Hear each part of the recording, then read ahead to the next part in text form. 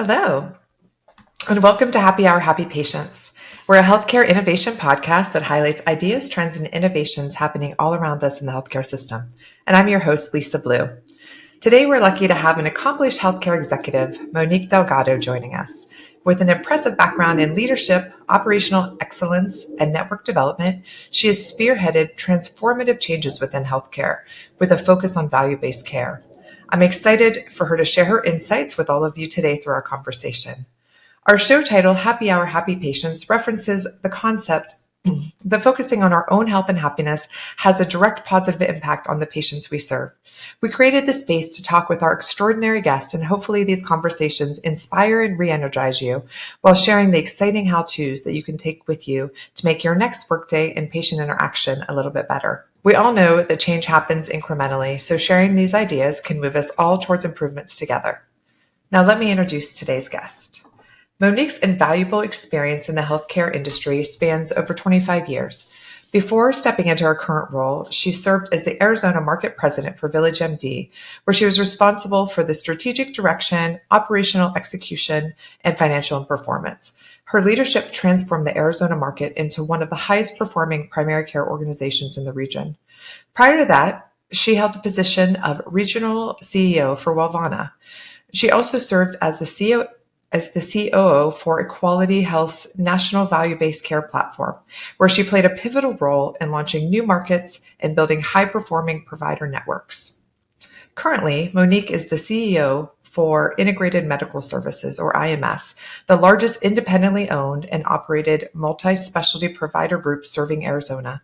In her role, she's leading the organization to achieve a new level of healthcare through organizational design and adopting a model of clinical integration that excels in a risk-based environment. Her focus on growing the Arizona market and realizing the mission of partnering with physicians to deliver high quality and efficient healthcare services through an innovative care model, value-based expertise, and leadership that empowers physicians to thrive in a risk-based environment. Welcome, Monique. Great. Thank you. I'm excited to be here. Thanks for having me. It's an honor to be on your show today, Lisa. Thanks so much. We're so excited to talk to you.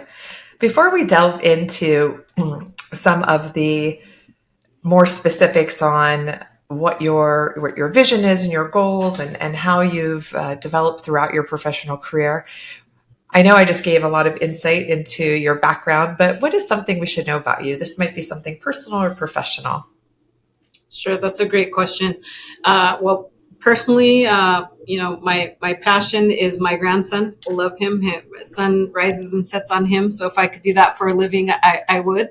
But I don't think it'll pay the bills. So my professional passion has really been supporting independent physicians and providers. I started in independent medical practice as a young girl and just developed a love and passion to help support physicians. I'm not a medical provider myself, not a physician, but I learned at a young age that if I can help support them, make them their lives better, make it easier, then we have a happy physician or a happy provider, which produces a happy patient.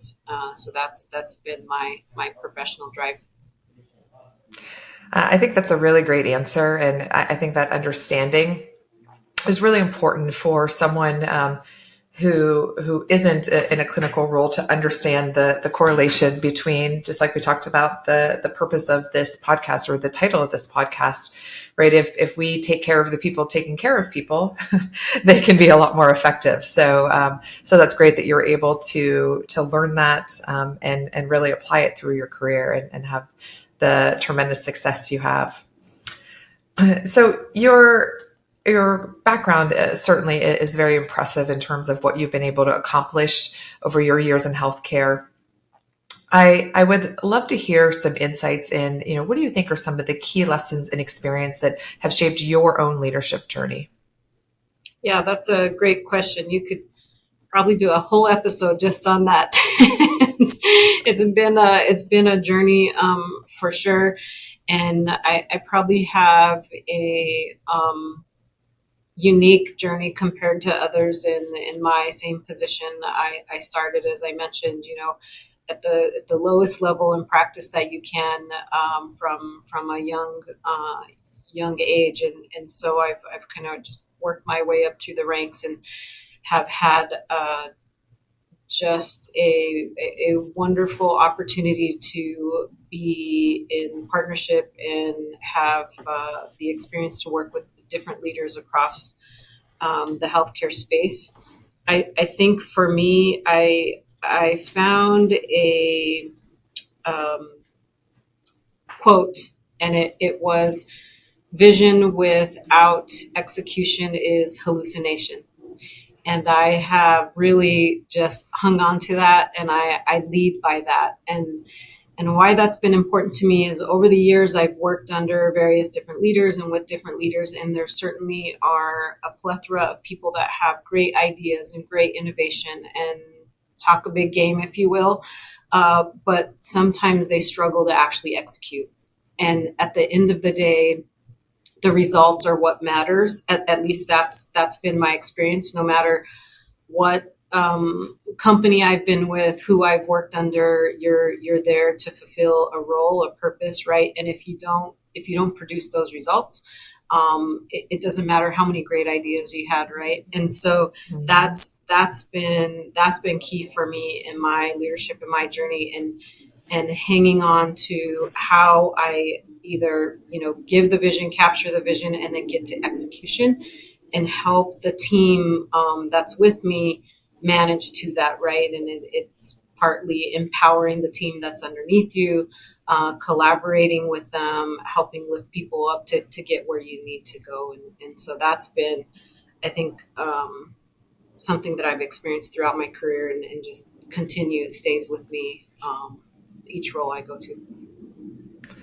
Yeah, I think we've all had that experience of someone who might have great ideas, right? But that inability to translate those ideas into action or be able to execute them sometimes stops right there, right? And so good for you for being able to really recognize that early on and see that opportunity and continue to apply that as you've been in these various leadership roles.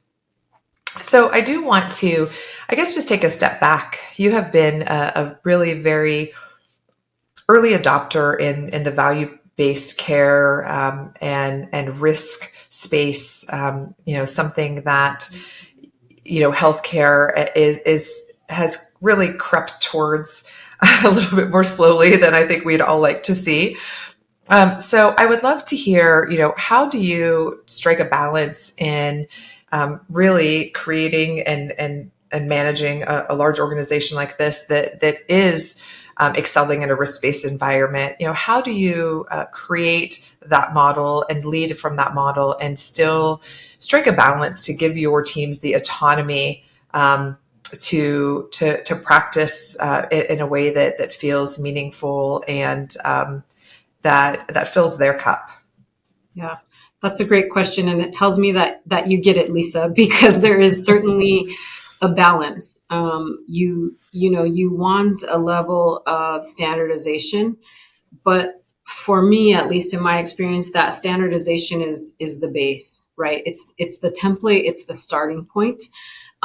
If you put people in such a box of standardization where they can't go outside of that, I think it stifles innovation and creativity.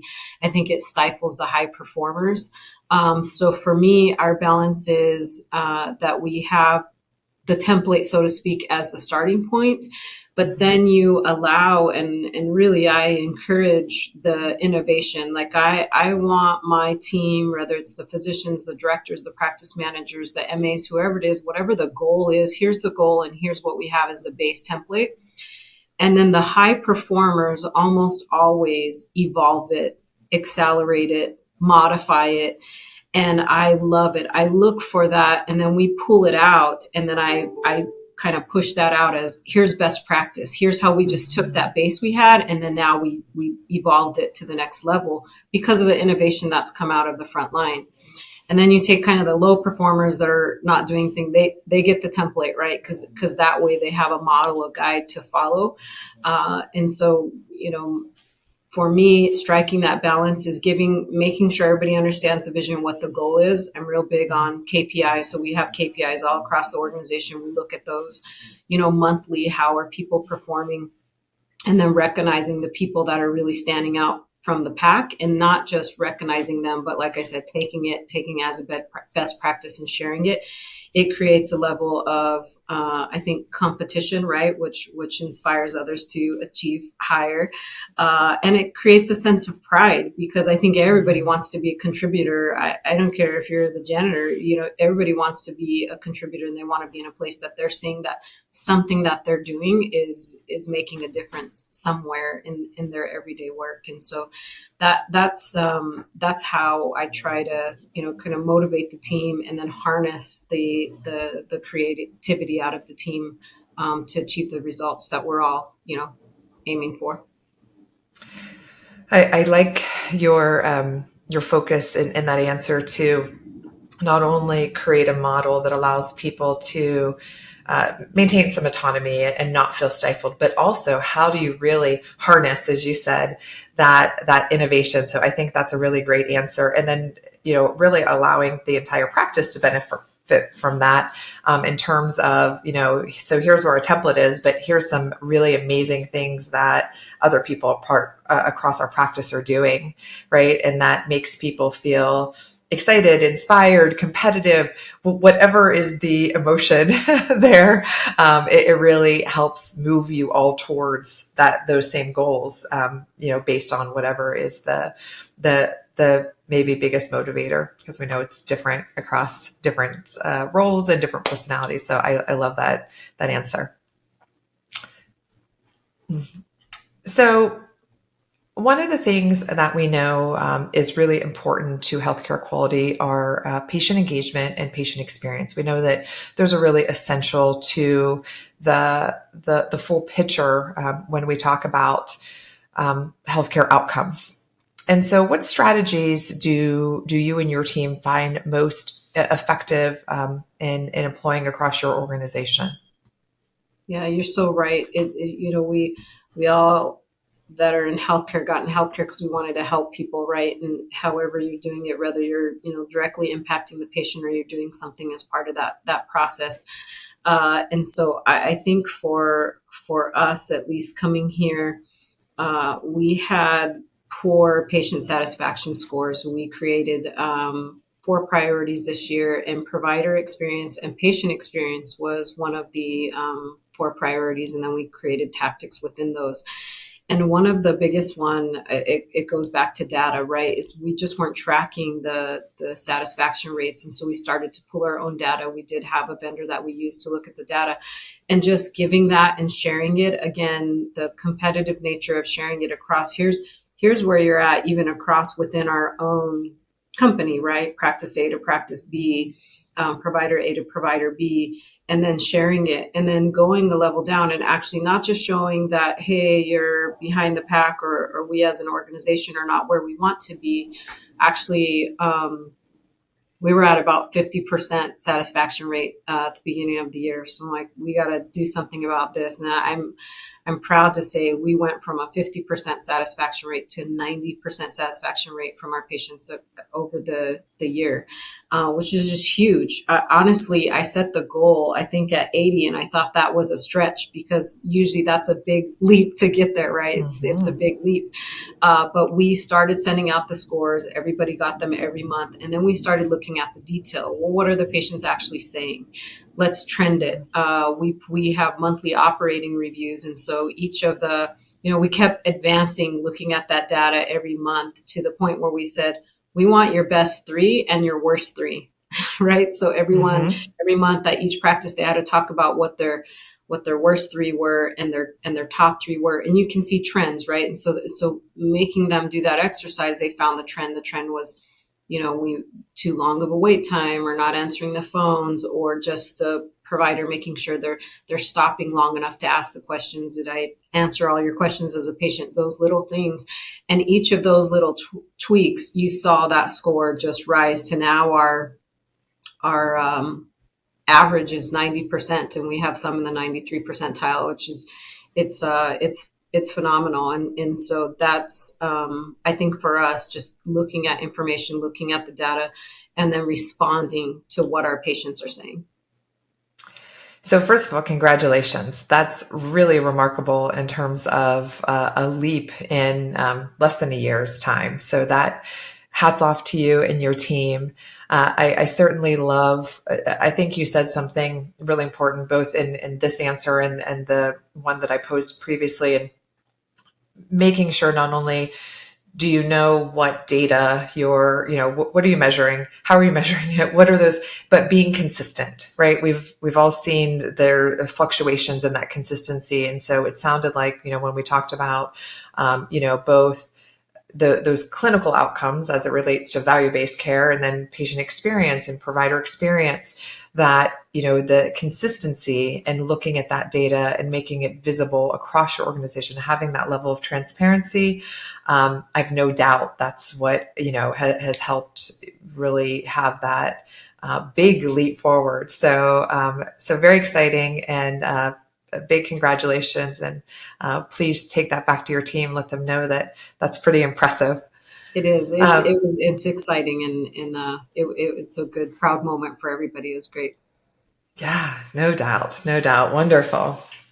So I know you talked a little bit about just now that process, right? What did you guys do? I love the idea of looking at the top three and the bottom three, and looking at those trends, and sort of facing what are our real opportunities, and what do we do with that information.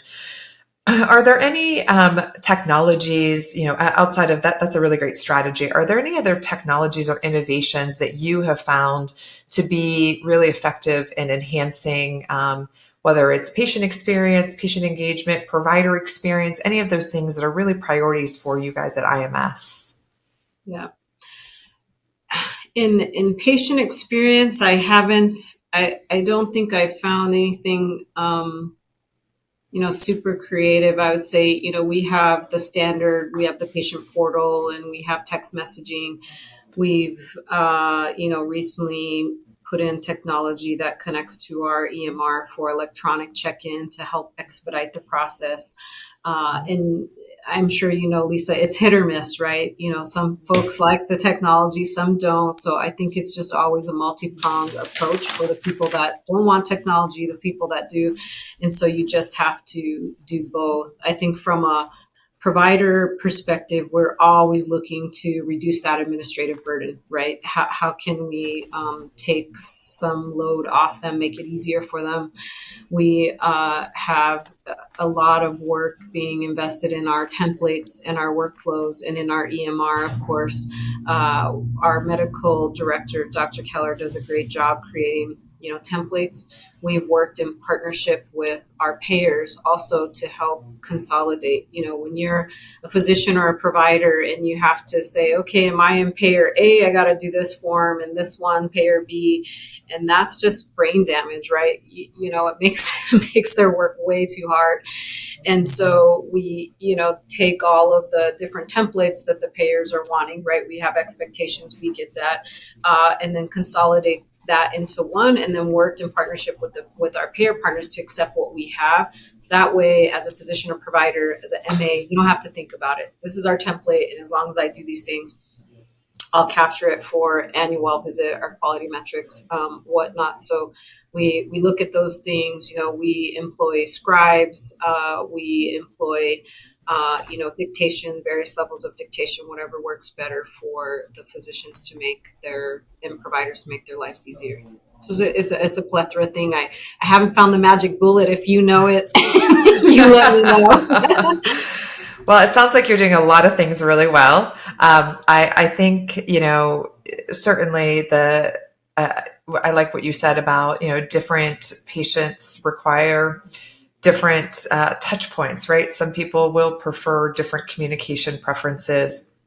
And so offering that multi-prong approach, and really allowing patients to make those preferences, certainly is important. It's not a one size fits all. And we know that age plays into that, and, payer status and multiple comorbidities, and on and on and on, right? It's the list is really long. I did really appreciate your comments, and, again, I think it goes back to you being so well versed in the value-based care world.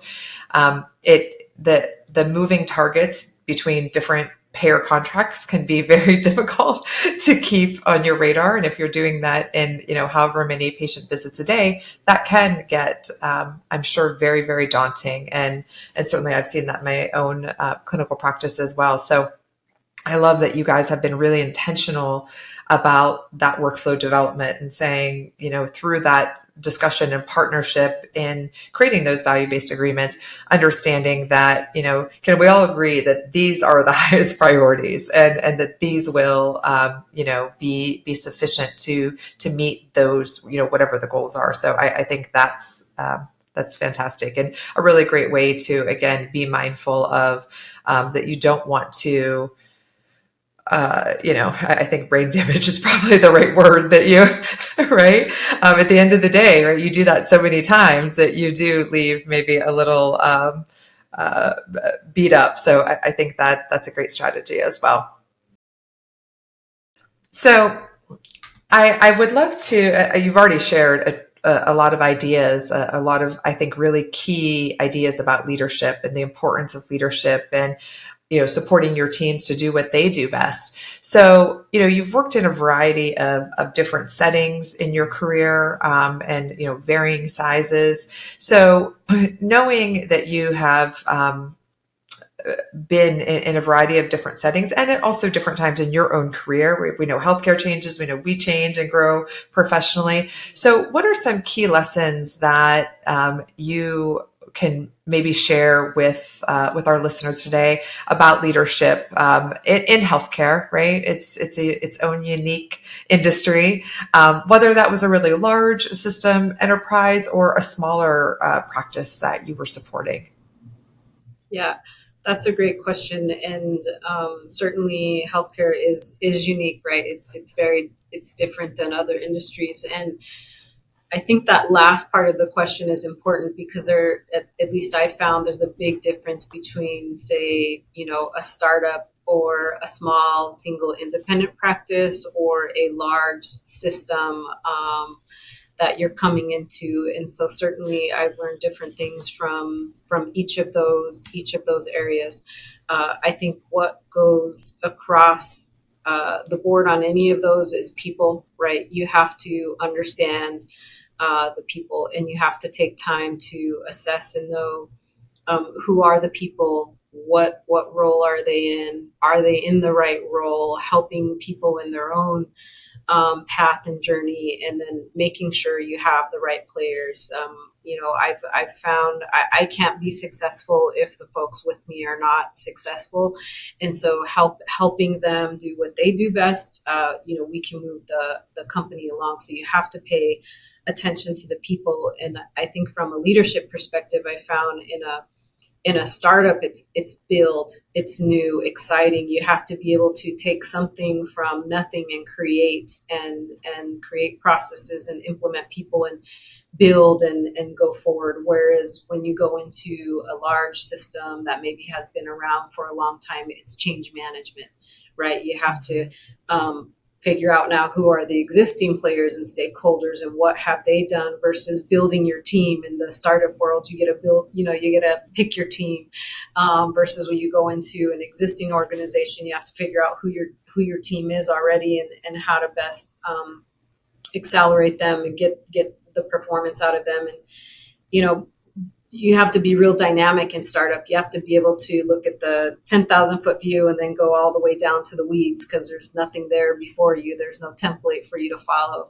Whereas in a large healthcare system, I found it's just much more change management, and you have to identify the champions. And I'll give you just a quick example. In a large system that I was in, I try to look for the people that are vocal, and I'm using that as a nice word for sometimes the grousers or the complainers, right? And so I love those people though, because oftentimes what they're saying is it's actually they care and they want a change. They want to make it better. And that's why they're being vocal. And some leaders or people will tend to shy away from those people or kind of push those people aside. I like to bring those people in. I like to make those folks my champions. And so we had a physician that was just grousing. We went to risk base and we're, on him about his EDK and his ADK, and he wasn't happy about it. We had a committee for the ACO to manage all of this, and I said we need to bring him in. And the response from the other team members was, "Oh no, you don't want him. He's a complainer." That's exactly why we need to bring him in. He needs to see what we see. He needs to hear what we hear. And we did. I convinced folks, let's give him an opportunity to bring him in. And man, it changed everything, because he not only had the best EDK within a couple months, but he was the Nice. champion of it, right? And then people were saying, well, hey, what are you doing? What did you do in your practice? What did you change about your panel that now your EDK has dropped? And he was the champion for it. And so you can take the people that are the loudest, and you can funnel that energy, that conversation, bring them in, because they just sometimes need to know what you know, and then you can turn that around and they become a champion instead of a grouser. I love that.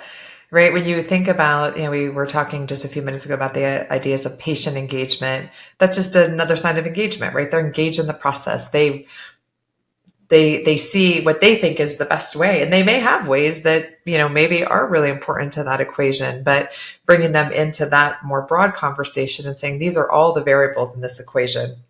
So how are we going to all, bring these, that this is our goal, and what do we do to get there? So I love that strategy. And you're right. I think oftentimes people are, I don't know, intimidated by those people, or they don't know how to handle them. But recognizing that maybe they're that way because they care, they want it to be great. They want to take great care of their patients. So I do love that strategy. So that's really wonderful to hear. I think something you said, Lisa, it's people don't often know what to do with it. Especially I find people that are, the super optimistic people, right? They don't know how to handle sometimes a person saying, here's a problem, but really you need to listen to what that problem is, because understanding that problem, finding a solution for it, makes us all better. And so it's really listening to those people and what they're saying. Agreed. Yeah. Yeah. And, it goes back to what you said, change management, right? When you come into an organization, your team is already built. And so it's understanding all of those different roles and helping lead them through that process to say, it's okay that this person looks at it different than you. Let's hear what they have to say. So that's a great strategy. And I love that. I love the perspective, but I also love how clearly you're able to articulate that. It's definitely a great thing to share with other leaders. So looking into the future, certainly the healthcare system is always ripe with challenges and opportunities. So knowing those and really being at the leading edge as you have been in your career, how do you and your team at IMS position yourself to best proactively address those potential challenges and opportunities? Yeah, and there's so many. We have kind of the continued consolidation in healthcare space, right? You have the changes with payers and reimbursement. V28 coming on board. All of these different things. We have increased wages for staffing. So there's no shortage of challenges, that's for sure. I think the best that we can do is kind of look ahead, right? We're constantly trying to look ahead and understand what are the market trends, what is happening, what's going on, and then you try to hedge the best way you can, right? We know that the staffing rate wages have increased, and that's not going to go away. It's not going to reverse, right? So we got to figure out how do we manage to that. So we're looking at employing technology in our company more, so that we can help focus on maybe some of the mundane tasks and get rid of those, so that the human capital that we have that's much more costly can focus on the patient or the things that are much more valuable. So employing those types of things.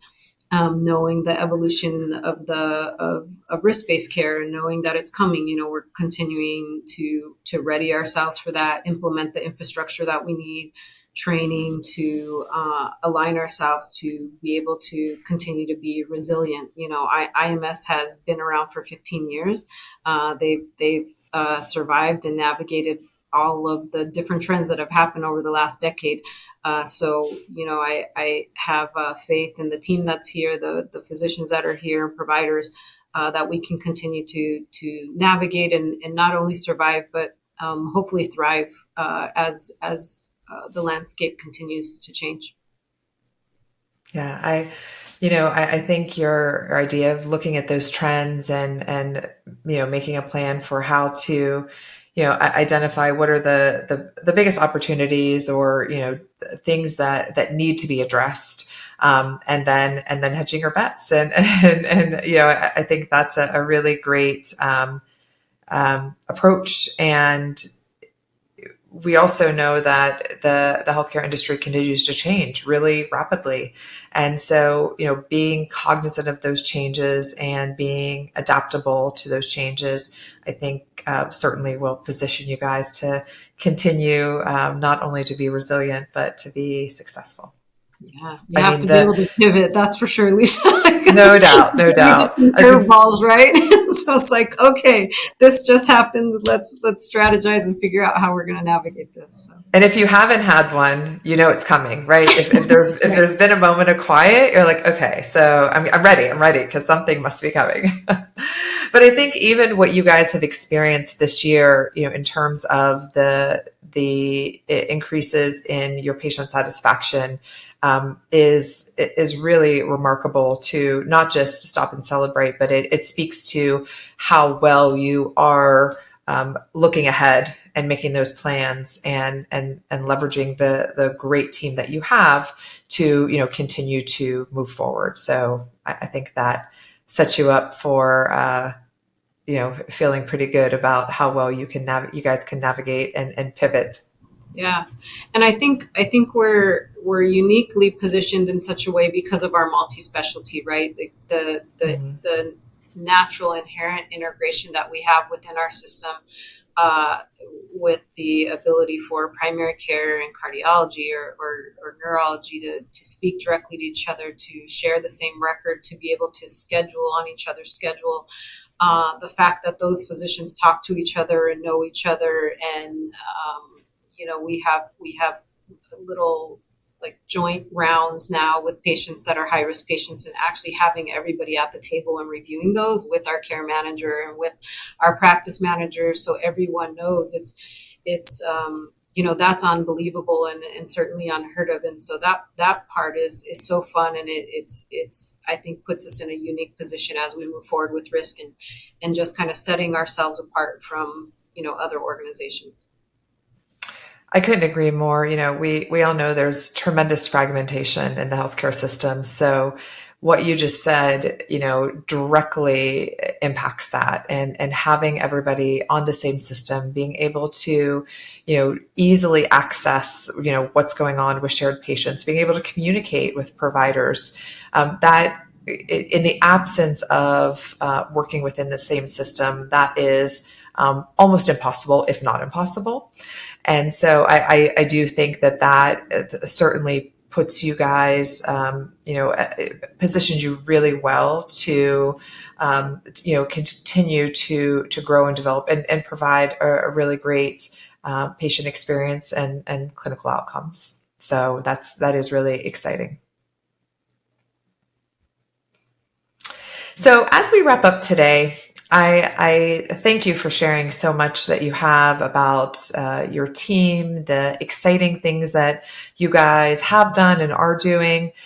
I would like to, I think, just sort of harness some of your ideas to maybe share with somebody that would like to follow in your footsteps. If someone said, Monique, I'm so interested in this type of role, I'm just starting out.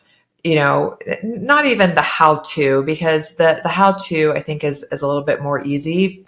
Not easy, but it's a little more clear. But maybe some of those steps, right? Maybe it's education and experience. But I think the advice that we can share, that we can pass down from our own experience, is really profound and can accelerate all of us, right, across the industry.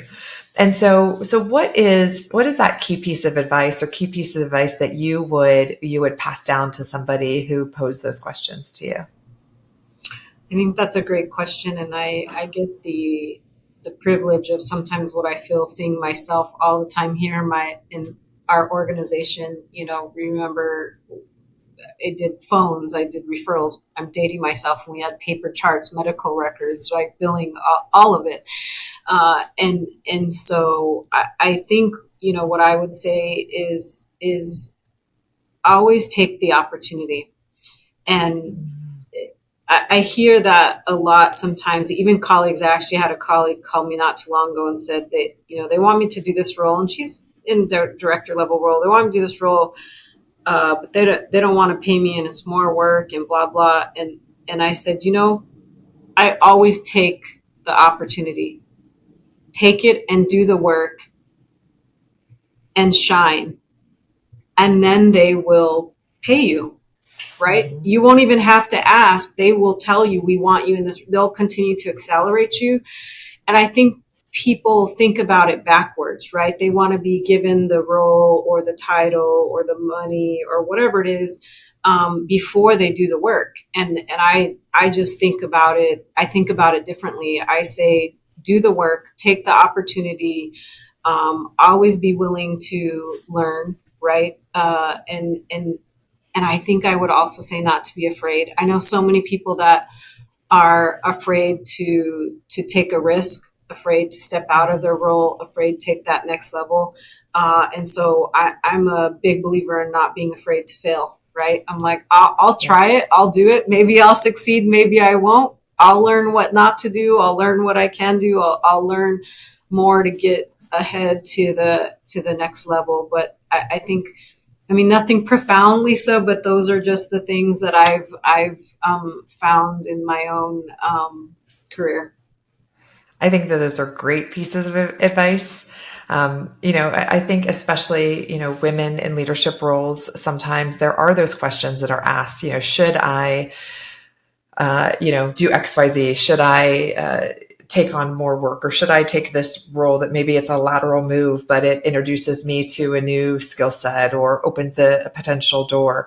And I've had very similar conversations with people as well. And so I both agree with that, but I think that that's really profound, because I think sometimes people aren't sure if that is going to limit them or to help them. And so I think that that's a great piece of advice.